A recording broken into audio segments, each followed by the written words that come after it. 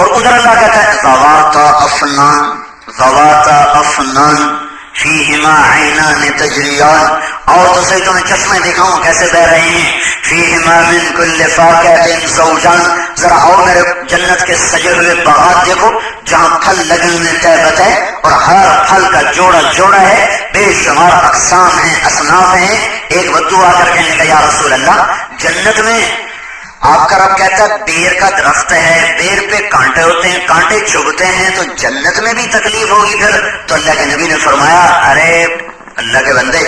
اللہ کانٹوں کو اتار دے گا، ہر کانٹے کے بدلے میں ایک پھل لگائے گا، وہ پھل پک کر تیرے سامنے 72 ٹکڑوں میں کٹ کے خود آئے گا، تو یہ کاٹنا نہیں پڑے گا، چھلکا اتارنا نہیں پڑے گا، کیونکہ پوری جنت میں ایک ٹوکری نہیں ردی کی جس میں چھلکا ڈالا جا سکے، پوری جنت میں ایک ردی کی ٹوکری نہیں، چلو اس میں چھلکے ڈال دو، اس میں گٹھلی ڈال دو، اس میں یہ ٹیشو پیپر ڈال دو، ساری جنت پاک شفاف پوری۔ اس لیے وہ جو جنت والے کپڑے اتاریں گے، اتارنا بھی اللہ کے ذمہ، پہنانا بھی اللہ کے ذمہ، تیرے ذمہ صرف خواہش کرنا ہوگا 100 جوڑے چاہیے، اور 100 جوڑے سے کم تو پہنے گا ہی کوئی نہیں، 100 جوڑے، کیونکہ جنت کے کپڑے نور کے تانے بانے سے بنے ہوئے ہیں، نور کا وزن نہیں ہوتا، نور بے وزن ہوتا ہے۔ 100 جوڑے، اب یہ 100 جوڑے اتارے تو بھی مشکل، پہنے تو بھی مشکل، 100 جوڑے اتار کے اب کس کو دے؟ وہ غریب تو کوئی ہے نہیں، لانڈری بھی کوئی نہیں، اور وہاں واشنگ مشین بھی کوئی نہیں، تو یہ دھوئے گا کہاں؟ یہ دھوبی بھی کوئی نہیں ہے وہاں پر، جنت کا دھوبی بھی بادشاہ ہوگا خود، تو اب کیا ہوگا؟ تو کیا ہوگا؟ اللہ نے اپنے ذمہ لیا 100 جوڑے، ایک درخت اس کا نام ہے طوبہ، اس کے خوشے ہیں ویسے پھٹتے ہیں، یہ درزی بھی ہے، یہ ٹیکسٹائل بھی ہے، یہ پرنٹنگ پریس بھی ہے، یہ سب کچھ ہے جو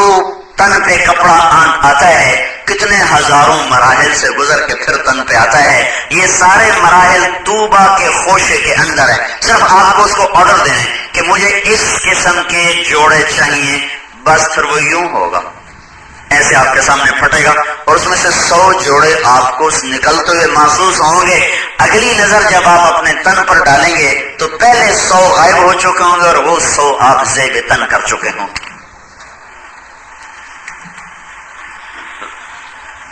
فیہما من کل فاکہۃ زوجان، 72 ٹکڑوں میں سامنے آئے گا، ہر ٹکڑے کا رنگ الگ ہوگا، ذائقہ الگ ہوگا، خوشبو الگ ہوگی، یہ اللہ کی اطاعت پر صلہ دیا جا رہا ہے۔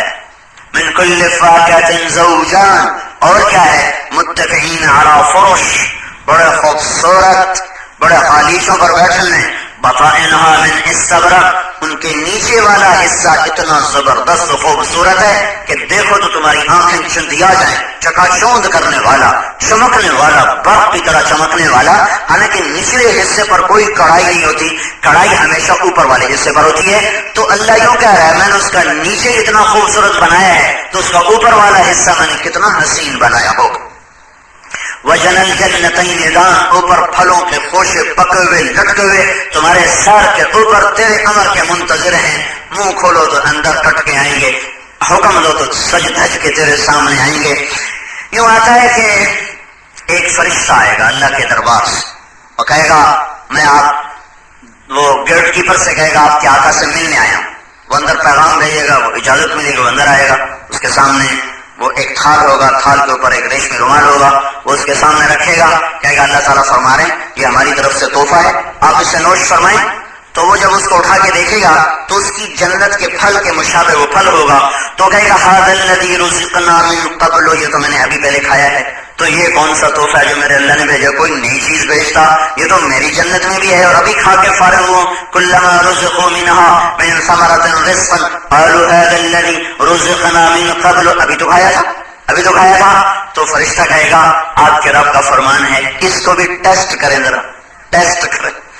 تو اس کو ایسے ایک ٹکڑا کاٹ کے منہ میں رکھے گا، تو فرض کرو اگر اس کی جنت میں 10 کروڑ قسم کے پھل ہیں، ہر پھل کا ذائقہ جدا جدا ہے، تو جب یہ ایک ٹکڑا منہ میں رکھے گا تو اس کو اس ایک ٹکڑے میں اللہ 10 کروڑ ذائقے عطا فرمائے گا، الگ الگ الگ الگ۔ 3-4 پھل اکٹھے کرو سب کے ذائقے ختم ہو جاتے ہیں، 3-4 چیزیں اکٹھی کرو ایک نیا ذائقہ بن جاتا ہے، لیکن اس ایک ٹکڑے میں تمام ذائقے جدا جدا ہوں گے، پھر انہیں کہا جائے گا وَقُتُوبِهِ مُتَشَابِهًا، کیوں بھائی میرے بندے وہی ہے یا کوئی اور ہے؟ یہ کوئی اور چیز ہے کہ وہ قطوبہ متشابہہ، وہ اور چیز ہے، یہ اور چیز ہے، صرف شکل ایک بنائی ہے، شکل ایک بنائی ہے۔ تو میرے بھائیوں، ان پردوں کے پیچھے ایک جہان چھپا ہوا ہے جس کو دیکھنے کے لیے یہ آنکھ نہیں چاہیے، دل کی آنکھ چاہیے، دل کی آنکھ۔ جب وہ بیدار ہوتی ہے انداز بدلنے۔ ایک عورت آئی ذنون مصری کے پاس، کہنے کہ ذنون کو جنت کا حال تو بتا۔ وہ کہنے لگے اللہ کی بندی، جنت کو کوئی بتا سکتا ہے؟ ان الجنت لا یحیط بها علم عارف ولا یصفها وصف واصف، نہ کوئی علم والا اس کا احاطہ کر سکتا ہے، نہ کوئی بیان کرنے والا اس کی صفات کو بیان کر سکتا ہے۔ البتہ میں تمہیں تھوڑا سا ایک نظارہ اس کا دکھاتا ہوں کہ جنت میں ایک سفید چاندی کی وادی ہے، اس کے بیچ میں ایک سرخ یاقوت کا گنبد ہے، اس کے وسط میں ایک سبز زمرد کا تخت ہے، اس تخت کے نیچے دودھ، شہد، شراب، پانی کی 4 نہریں بہتی ہیں، اس تخت کے اوپر ایک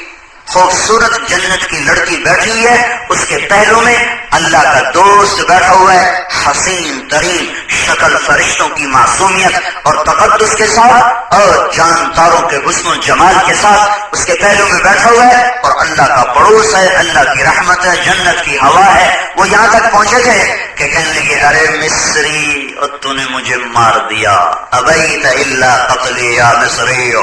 ذنون مصری تھے نا، ابیت الا قتلی یا مصری، ارے مصری تو نے مجھے مار دیا، اور چکرا کے گری اور مر گئی، جان نکل گئی۔ ایک بدو آیا، یا رسول اللہ میں جنت میں جا سکتا ہوں؟ میں کالا بدصورت، آپ حسین جمیل خوبصورت۔ تو آپ نے کہا ارے جنت میں جانے کے لیے چہرے مورے کا فیصلہ نہیں ہے، دل کا فیصلہ ہے، ایمان عمل میرے جیسا بنا جائے گا۔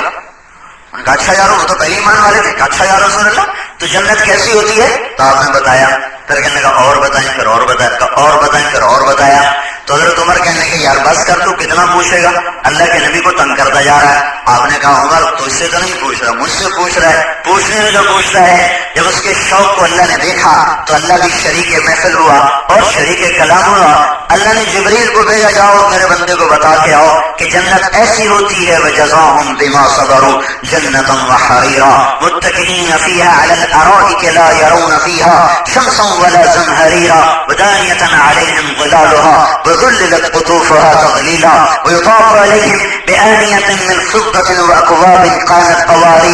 قواریر من فضة قدروها تقدیرا ویسقون فیہا کأسا کان مزاجها زنجبیلا عینا فیہا تسمى سلسبیلا ویطوف علیہم ولدان مخلدون اذا رأیتهم حسبتهم لؤلؤا منثورا فإذا رأيت ثم رأيت نعيما وملكا كبيرا عاليهم ثياب سندس خضر واستبرق وحلوا أساور من فضة وسقاهم ربهم شرابا طهورا إن هذا كان لكم جزاء وكان سعيكم مشكورا۔ یہ جنت اللہ نے بیان فرمائی اس صحابی کے سوال پر، شوق پر، آؤ آؤ میرا بندہ آ تو صحیح، میری بندی آ تو صحیح، میں نے گھر سجایا ہے، اسے مہکایا ہے، اسے سنوارا ہے، اسے بنایا ہے، تخت بچھ چکے ہیں، جام بھرے جا چکے ہیں، سرائیاں رکھی جا چکی ہیں، تشتریاں سجائی جا چکی ہیں، پھل تیرے لیے پکے ہوئے ہیں، کھانے تیرے لیے تیار ہیں، خوبصورت غلام تیری خدمت کے لیے کمر بند ہیں۔ کسی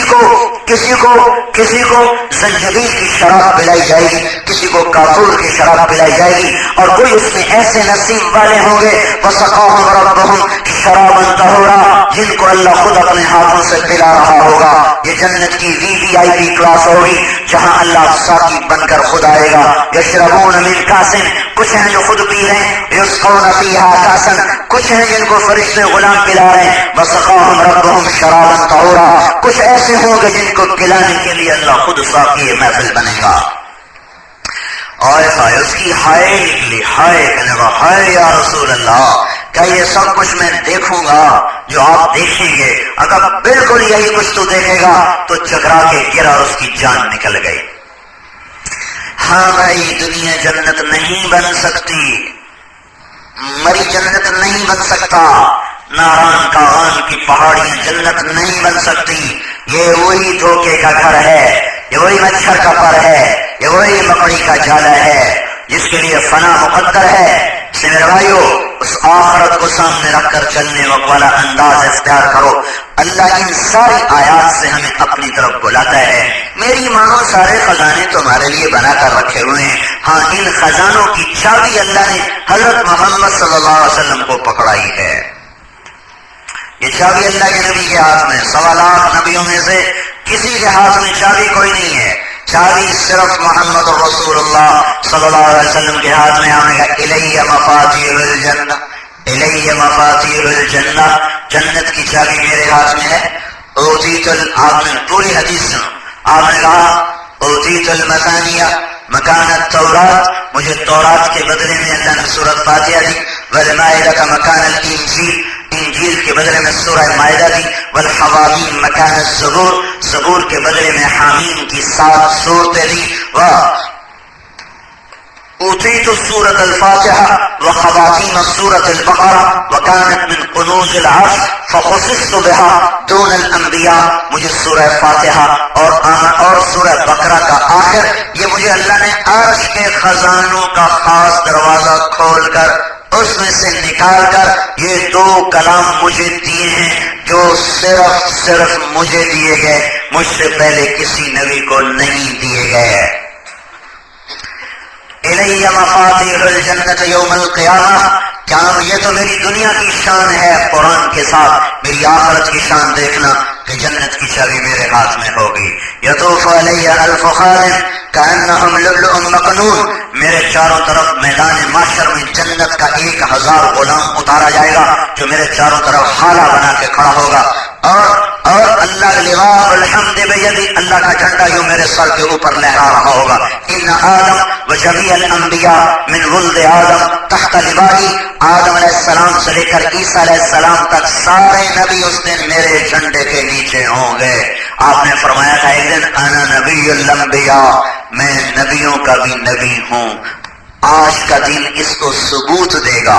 آج کا دن اس بات کو واضح کرے گا کہ سارے نبی ہمارے نبی کے جھنڈے کے نیچے کھڑے ہوئے ہوں گے، اور آپ نے ارشاد فرمایا